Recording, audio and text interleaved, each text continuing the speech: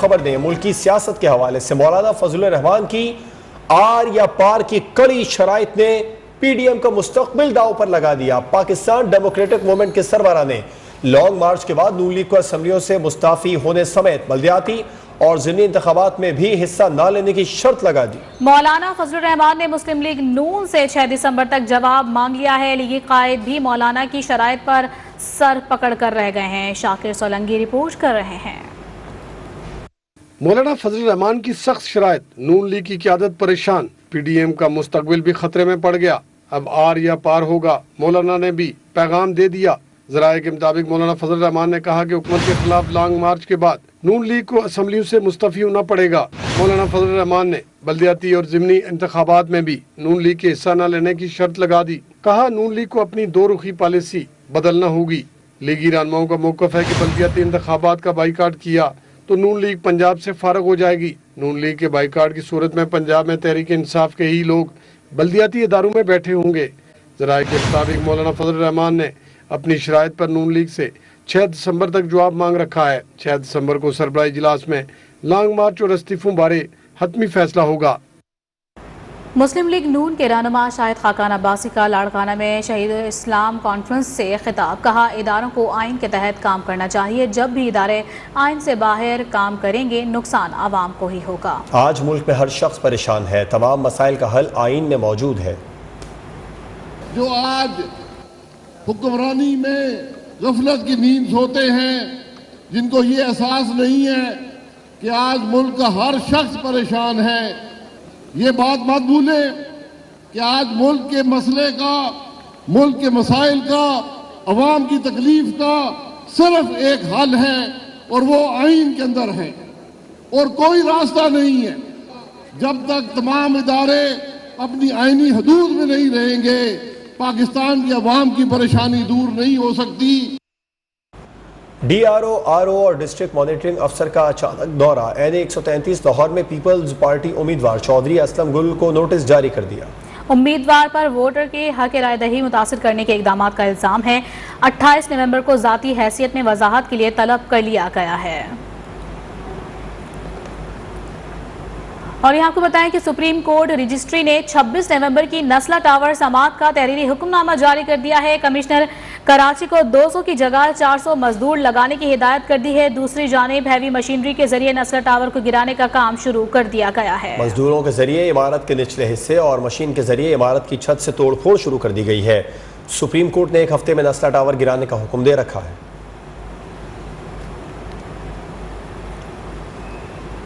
نسلہ tower گرانے کا 40% کام ہو گیا۔ اسسٹنٹ کمشنر اسما بطول نے کہا ہے کہ عمارت میں آج سے 400 مزدور کام کر رہے ہیں۔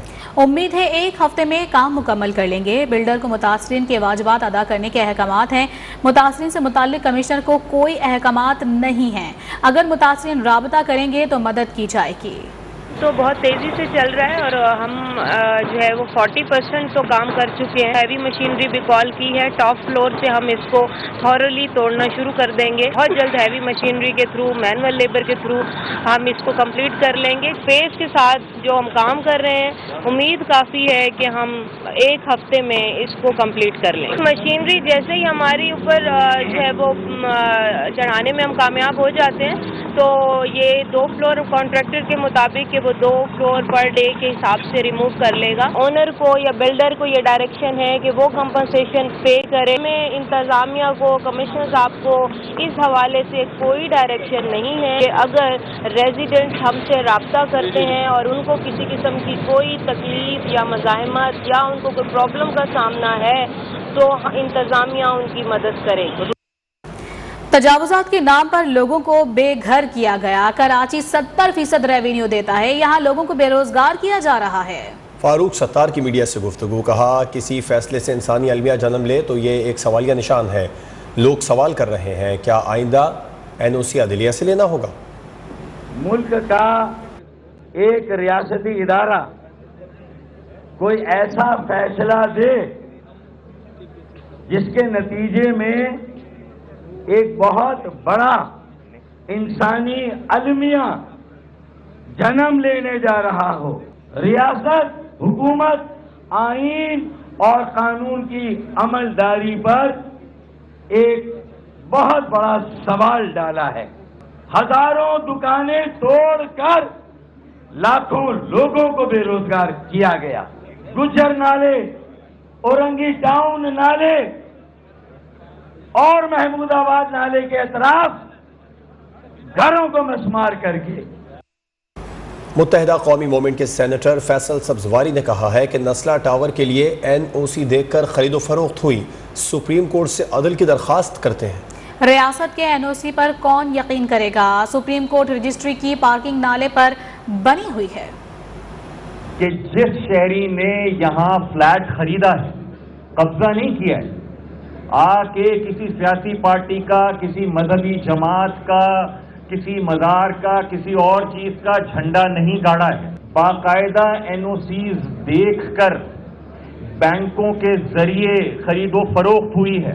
سپریم کورٹ سے درخواست ہے عدل کی. اگر تو نالے پر قبضہ گجر نالے، اورنگی، محمود آباد والوں نے کیا، غلط کیا. معذرت کے ساتھ اسی سپریم کورٹ آف پاکستان کی کراچی رجسٹری کی پارکنگ بھی نالے کے اوپر ہے. ورنہ ان کا کہنا بالکل درست ہے کہ کون پاکستان کی حکومت کے، ریاست کے این او سیز پر یقین کرے گا.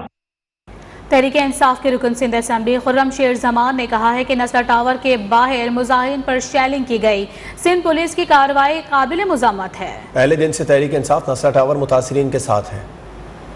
ہم سخت الفاظ کے اندر مذمت کرتے ہیں سندھ پولیس کی، جو رویہ رات کو ان کا تھا، جو رویہ کل شام میں، کل دوپہر میں ان کا تھا، اور جس طریقے سے یہاں پر نسلا ٹاور کے ریزیڈنٹس کے اوپر لاٹھی چارج کیا گیا ہے، ان کو ڈنڈے مارے گئے ہیں، آباد کے اوپر شیلنگ کی گئی ہے، آباد کے ممبرز کے اوپر جو ہے ڈنڈے مارے گئے ہیں. میں اس کی سخت الفاظ میں مذمت کرتا ہوں. چیف جسٹس صاحب اگر آپ کو مسمار کرنا ہے تو اس وقت کے ڈی جی کو مسمار کریں نا. جس ڈی جی نے، اس سندھ بلڈنگ کنٹرول اتھارٹی کے ڈی جی نے، جس نے بلڈر کو اجازت دی کہ اگر پیسے دلوانے ہیں تو آج کی قیمت کے پیسے دلوائیں یہاں کے ریزیڈنٹس کو. لیکن سوال یہ ہے کہ یہ پیسہ دے گا کون؟ ہماری نظر میں یہ پیسہ ذمہ داری ہے حکومت سندھ کی ذمہ داری ہے. وفاقی وزیر اطلاعات و محنت سندھ سعید غنی کہتے ہیں سندھ بھر میں پنجاب طرز پر غیر قانونی تعمیرات کے خلاف کمیشن بننا چاہیے. سپریم کورٹ قبضے والے اسکیموں سے متعلق کوئی فیصلہ دے. جن لوگوں نے قبضہ اور سرپرستی کی ان سے بھی پوچھا جائے کہ پچھلے 50-60 سالوں میں اس صوبے میں ہزاروں کی تعداد میں بلڈنگز بن گئی، غلط بن گئی. پنجاب نے ایک آرڈیننس بنایا، اسے جاری کیا ہے، جس میں وہ پنجاب کی 6000 سے زائد جو irregular سوسائٹیز ہیں اس کو ریگولائز کرنے جا رہے ہیں. انہوں نے کمیشن بنا دیا. آپ سزا دیں اس کو جس میں وہ گھر ان غریبوں کو بیچے ہیں. ان کو جب سزائیں دے دیں گے نا، پھر اس کے بعد اب پوچھیں غریب سے کہ تو نے کیوں رہا. چیئرمین آباد محسن شیخانی نے کہا ہے کہ آباد نے تعمیراتی شعبے کو ہڑتال کی کال دی تھی. عرصہ دراز سے جو اس شہر کے ساتھ ہو رہا ہے وہ انتہا ہے. ایک عمارت کی تعمیر کے لیے 17 این او سی لینے پڑتے ہیں. ایسا ادارہ بنا دیں جس سے این او سی ملنے کے بعد اور کوئی تنگ نہ کرے.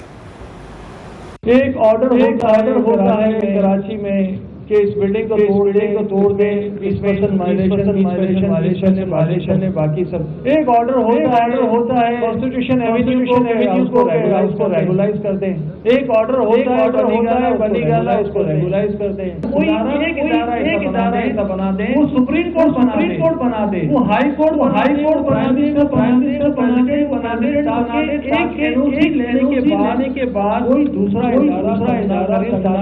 ادارہ لوگوں کو اعتماد ہو. جب لوگوں کو اعتماد ہی انویسٹمنٹ آئے گی. کراچی میں گیس بحران شدت اختیار کر گیا. گیس کی قلت کے باعث گھروں میں کھانا پکانا دشوار ہو گیا. خواتین کو کن کن پریشانیوں کا سامنا کرنا پڑتا ہے، ان کی کہانی انہی کی زبانی سنتے ہیں بدیع الزماں کی اس رپورٹ میں. پورے ملک کی طرح کراچی میں بھی گیس کا بحران ہے اور ہر جگہ جو ہے وہ گیس نہ ہونے کی شکایتیں ہیں. لوگ کافی پریشان ہیں. گھر میں اب چولہے جلتے نہیں ہیں. مجبوراً لوگوں کو جو ہیں وہ لکڑیاں جلانا پڑتی ہیں اور کوئی آفس نہیں پہنچ پاتا، کوئی کالج نہیں جا پاتا اور کسی کو تو یہاں پر ایسا ہوتا ہے کہ باہر سے چیزیں منگوانی پڑتی ہیں لیکن اتنی مہنگی کہ باہر سے افورڈ نہیں کر سکتے.